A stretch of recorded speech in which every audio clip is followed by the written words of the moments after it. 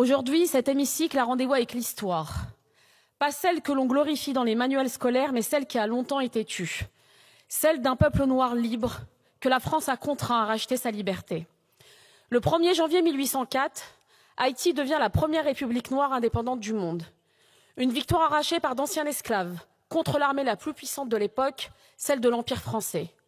Une insurrection victorieuse, anti-esclavagiste, anticoloniale, qui a été une leçon de liberté pour nombre de peuples. La France quittera ainsi Haïti, mais y reviendra en 1825, lorsque Charles X imposera sous menace militaire une rançon de 150 millions de francs or pour indemniser les anciens colons. Pour compenser, dit-on, la perte de ce que la France n'aurait jamais dû posséder, des êtres humains. Ce que la France a fait ce jour-là, c'est une extorsion, c'est une punition, c'est une leçon de soumission infligée à tout peuple colonisé qui osa, 20 ans plus tôt, prendre sa liberté sans permission.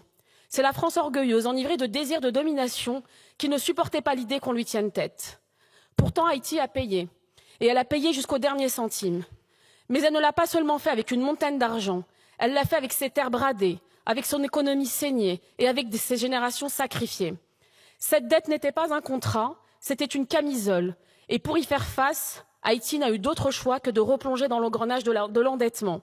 Auprès des banques françaises d'abord, britanniques ensuite, puis américaines, livrant jusqu'à ses recettes douanières à des créanciers étrangers. L'indépendance arrachée par le sang a été rachetée au prix fort, non pas pour la liberté, mais pour rester debout. C'est cela la double dette. Une première dette imposée par les chaînes de l'esclavage, une seconde scellée par les chaînes de la finance. Haïti a brisé les fers du maître, mais la France lui a mis les chaînes de la dette et elle en paie encore le prix.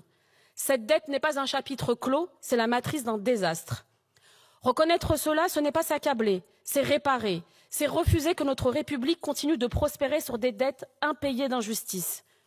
Ce que cette résolution propose, ce n'est pas un chèque, c'est une démarche, une commission indépendante, une reconnaissance officielle, une coopération mémorielle. Elle ne demande pas une charité, elle exige ce qui a été dénié si longtemps aux Haïtiens, la justice.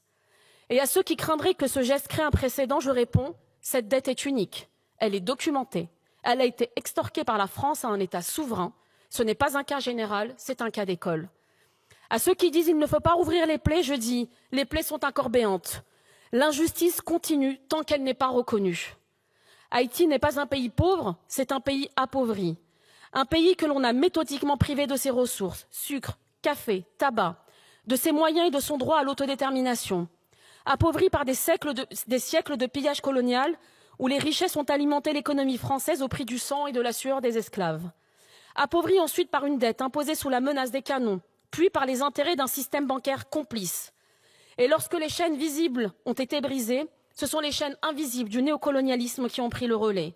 Blocus économique, tutelle internationale, mission d'occupation déguisée, ingérence politique permanente, jusqu'à l'an dernier, où notre président de la République insultait les dirigeants haïtiens, les traitant de, je cite, complètement cons. L'État haïtien, depuis sa naissance, n'a jamais eu la possibilité de se construire librement.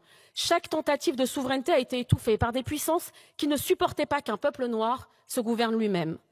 Et parmi les premiers responsables de cet appauvrissement, il y a un nom qu'on ne peut esquiver, celui de la République française.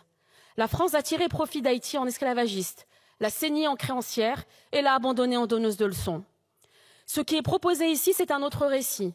Un récit dans lequel la France ne se contente plus de dénoncer l'esclavage du passé, mais d'une France qui assume aussi les conséquences économiques de son système colonial. Car ce texte est anticolonial. Et parce qu'il est anticolonial, il est profondément républicain.